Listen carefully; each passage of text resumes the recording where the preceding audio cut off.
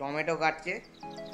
নমস্কার বন্ধুরা, simple living ব্লগে সকলকেই স্বাগত। এখন বাজে সকাল 8:45। সায়েন্স স্কুলে যাবার জন্য তৈরি হচ্ছে। এদিকে আমি ওর প্রজেক্টটা এগিয়ে দিচ্ছি।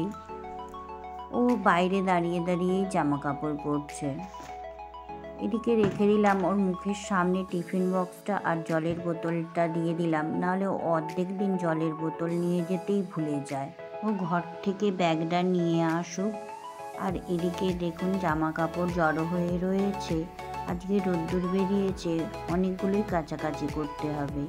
কালকের যে জামাগুলো রয়েছে সেগুলো এখনও ভালোভাবে শুকনো হয়নি। কাল পরশু বৃষ্টি হচ্ছিল, ভিজে হয়ে আছে। রোদ্দুর বেরোতেই সেটা আমি ছাদে মেলে দিয়ে এসেছি। এবার সায়ন চলে যাবার পর আমাকে খুব ভালোভাবে সেগুলোকে কাচাকুচি করে নিতে হবে।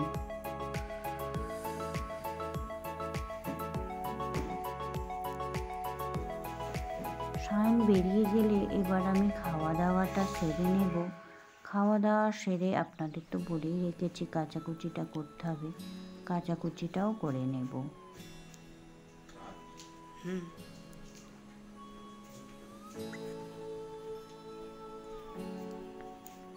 এদিকে আমি রুটি খাবার জন্য করে দিয়েছি কাঁচা মটরশুঁটি নতুন আলু দিয়ে। এই যে দেখতে পাচ্ছেন, এক বালতি কাচাকুচি নিয়ে ছাদে চলে এসেছি। আর আগেই আমি ছাদে দিয়ে রেখেছি জামা কাপড় শুকোতে দেবার জন্য। কিছু জামার নিচে নামিয়ে নিয়ে গিয়েছি। আর দেখুন ওই ছাদেতেও কত জামা শুকাচ্ছে। প্রত্যেকটা ছাদেই কিন্তু প্রচুর জামা কাপড় শুকুচ্ছে। আর এদিকে দেখুন সূর্যের অবস্থা কীরকম, এখনও ভালোভাবে রোদ্দুর ওঠেনি, তবুও এই রোদ্দুরটাকে কাজে লাগিয়ে নিচ্ছি। সব জামা কাপড় শুকোতে দেওয়া হয়ে গেছে।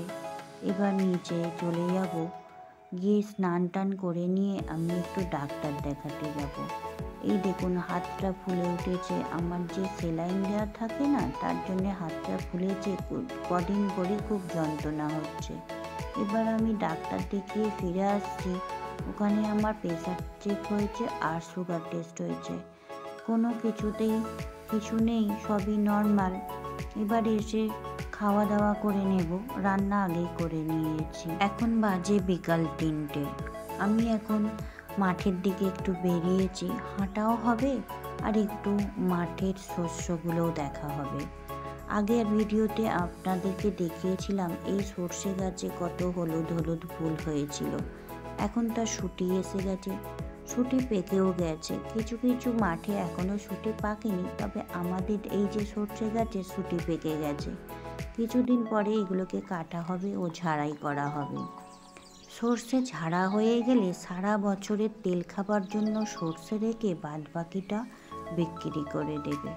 এবার আমি চলেছি আমার ভাসুরপুর জমির দিকে। এই দেখুন এখানে এটা বেগুন বাড়ি। এই বেগুন বাড়িটা অনেক দূর পর্যন্ত আছে। এরপরে রয়েছে শশা বাড়ি। শশা বাড়িটা দেখুন কত শশা হয়েছে। আস্তে আস্তে সবটাই আমি দেখাবো।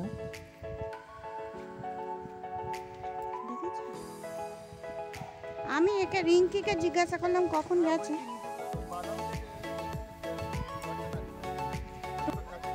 হ্যাঁ ভালো আছি, তোমরা কেমন আছো? দাঁড়াও বউ আসছি। হ্যাঁ তোমাদের এখনো পাংশুটি আছে, বলো মটরশুটিটা। আমি ওই দিকটা খুঁজে খুঁজে বুকে দেখতেই পাইনি।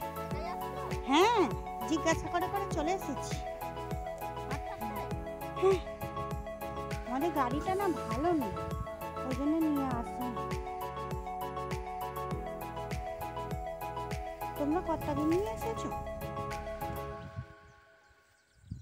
সব মেয়ের বিয়ে হয়ে গেছে তোমাদের? ও ভালো হয়েছে, কাজ মিটিয়ে দিয়েছো।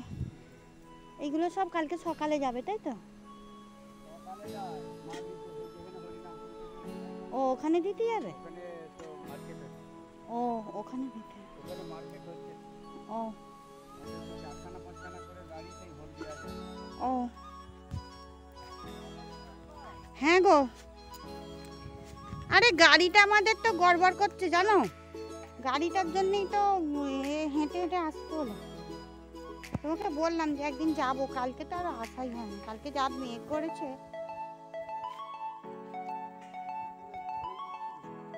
হ্যাঁ, আর অমনি আমি দিয়ে ডেকে দিয়েছি, হয়ে গেছে। ভালো করেছো, সবসময় ঘুমাবো। মাঠে এসে বলে দেবো, বলবো এসে ঘুমায়। আর আচ্ছা, এগুলো ইঁদুরের গর্ত গো, এগুলো এগুলো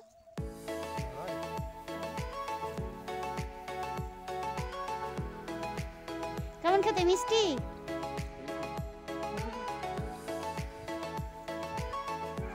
ভিডিওতে না না, সেই ওপরে যাবে কেন? তোমাদেরকে সবাই চিনবে। কুকুর ভাসুর এসেছে, দেখে এসেছো? হ্যাঁ, ওর ভাসুর এই এসেছিল, আমি যখন এলাম তখন তো চলে গেল। একটা তোমরা মেয়ে দেখো না, বলছি আমি তো পরে এসেছি বৌদি, তোমরা তো অনেক আগের বৌদি। আমাদের যত কথা এতে তুলে দেবো, আর শ্বশুরবাড়ির যাদের যাদের আছে সব শ্বশুরবাড়ির লোকেরা সব শুনবে কথাগুলো, তারপরে বলবে যে কি আলোচনা হয়, সব বলে দেবে।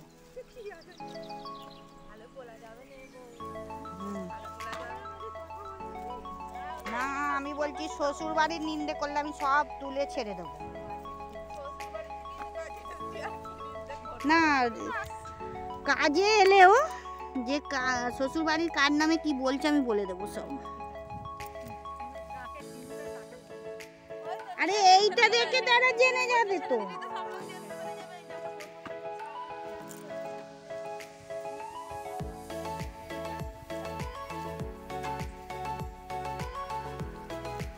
হ্যাঁ, দুটো গালাগালি দেবে ভিডিওতে, দাও। আর আমার ভিডিও একদম তাড়াতাড়ি ভাইরাল হয়ে যাবে। হ্যাঁ, সবাই বলবে ওর ভিডিওতে গালাগালি কাজ যারা দেয় তাদেরকে একবার দেখবো। হ্যাঁ, ও ৯,১০০ টাকা কম কর।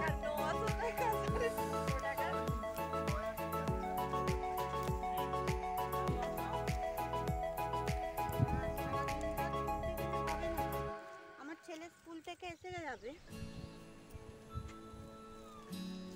কোথায় আসবার জন্য ওইটি কাঁদতো জানো, পড়তে যাবে বলে ওর মা বলে একদম নয়। আমি তুলবো কি, আমার তো হাতে যন্ত্রণা, এই তো আমি ডাক্তার দেখিয়ে এসেছি। আমরা ওকে চিংড়ি শাক বলি। হ্যাঁ, চিংড়ি শাক বলে, আমরা এখানে কেজি শাক বলি। আমরা আবার জানি এগুলো ডালনা খেতে খুব ভালো। আমরা জানি আবার দুলপো ঘাস। না, এইগুলো দুলপো ঘাস, যাকে তাকে দুলপো ঘাস বললেই হয়ে যাবে।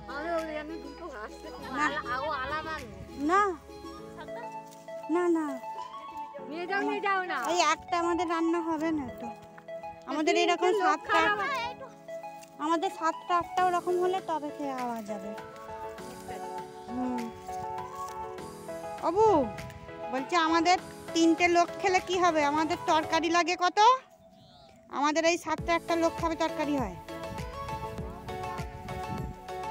হ্যাঁ, দেওরের শরীর কোনোদিন ফিরবে না বলো বু।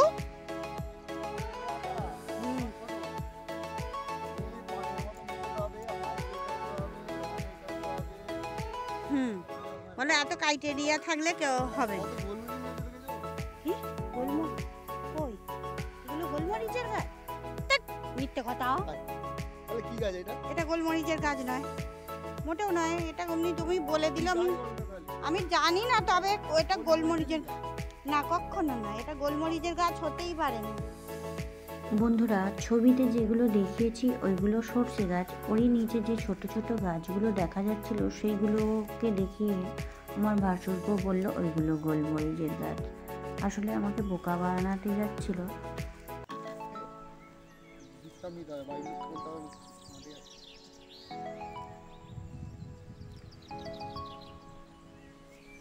সেটা ঠিক কথাই। তোমাদেরও কি ওই মাগরিতেই যাবে?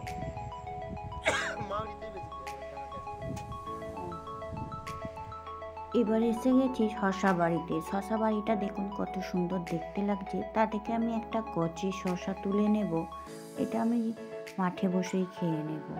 আরও শশা আরও তুলে নেবে, আমি কিন্তু এগুলো নিয়ে আসবো না, ওইগুলো আমার ভাসুরকেই নিয়ে আসবে আর তখন কিছু দেবে। আর এই যে দেখতে পাচ্ছেন আমাকে তুলছে, আমি আচাকে এই জায়গাটায় পড়েছিলাম। পড়ে যাবার পরেও কিন্তু আবারও শশা তুলেছি। এই দেখুন বেগুন গাছের ভিতরেও ঢুকে গিয়েছি। বেগুন বাড়িটাও খুব বড় করে করেছে আর প্রচুর বেগুন হয়েছে। আর এই সময় বেগুন তুলে দিতে হবে, কারণ ধান হবে। কত সুন্দর বেগুন হওয়ার পরেও সব কিন্তু তুলে ফেলে দিতে হবে। শশা বাড়িও তুলে দিতে হবে। এত ফলন হওয়ার সত্ত্বেও এই যে পরে আছে না, এই যে ধানটা রইতে হবে, সব গাছগুলোই তুলে দিতে হবে। এবার দেখুন সূর্য অস্ত যাচ্ছে, আমি বাড়ি ফিরে আসব, কারণ সায়ন্ত স্কুল থেকে ফিরে আসবে, বাড়িতে এখন কেউ নেই। আর কালকে আমার 3 পিসি এসেছে। এইটা হচ্ছে আমার বড় পিসি, টমেটো কাটছে। ওইটা হচ্ছে আমার চেয়ারে বসে আছে, যে ওইটা আমার মেজো পিসি মুড়ি খাচ্ছে। আর এটা আমার ছোট পিসি মুড়ি খাচ্ছে। আর এই কাকা কি দিয়ে খাচ্ছে একটু দেখি। লুচি, মুড়ি, তরকারি। এখানে শসা আছে, মূলো আছে, জিলিপি আছে, আর ওখানেও সেই একই আছে। এবার দেখি মা কি রান্না করছে পিসিদের আসার উপলক্ষে। আমি রান্না করব বৈশাখের চচ্চড়ি, তার জন্য আনাজ কুটে নিয়েছি আর করে নেব সর্ষের শাকের তরকারি। এদিকে মোরলা মাছের টক, রুই মাছের ঝাল আর করে নেব খাসির মাংস। এখানে 1.5 কিলো খাসির মাংস নেওয়া হয়েছে। এবার সেই মাংসের মধ্যে সব রকম মশলা মাখিয়ে নেব। সেইগুলো আমি আপনাদেরকে দেখিয়ে দিচ্ছি কিভাবে কী কী মশলা আমি নিয়েছি। প্রথমেই সব রকম জিনিস দিয়ে মশলাটা মাখিয়ে নিচ্ছি মাংসের মধ্যে। আধ ঘন্টা ম্যারিনেট করে রাখার পরে এবার রান্নাটা করতে বসছি। আপনারা একটু কষ্ট করে দেখে নেবেন, কারণ যে ক্যামেরাটা ধরেছে তার হাতটা খুবই কাঁপছে।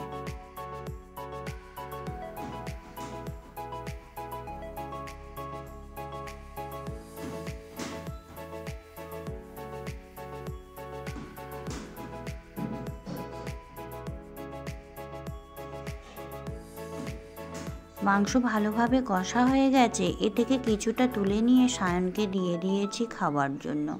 তারপরে মাংসে জল দিয়ে জল ফুটে উঠতে আলু দিয়ে দিয়েছি। রান্না বান্না শেষ হয়ে গেছে, খাওয়া দাওয়াও সব শেষ হয়ে গেছে। এখন বাজে সন্ধ্যে 7টা। সবার আবদারের জন্য আমি করে ফেলছি লবঙ্গ লতিকা। এটাও দেখুন আমি কিভাবে লবঙ্গ লতিকাটা করছি। আর এই লবঙ্গ লতিকা আমার ছেলে আমার হাতে খেতে ভীষণ পছন্দ করে।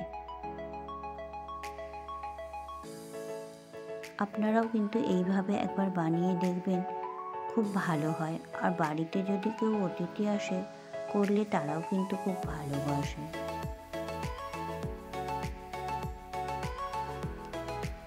ব্লগটা কীরকম হচ্ছে আপনারা কিন্তু কমেন্টে জানাবেন, আর বেশি বেশি করে একটু শেয়ার করবেন। ভালো লাগলে লাইক করতে ভুলবেন না। লবঙ্গ লতিকা ভাজা হয়ে গেছে, এবার রসের মধ্যে ডুবিয়ে দেবো, তাই আগে থেকে রস বানিয়ে রেখেছিলাম। ব্লগটা এখানেই শেষ করছি, দেখা হবে নতুন এক ব্লগ নিয়ে।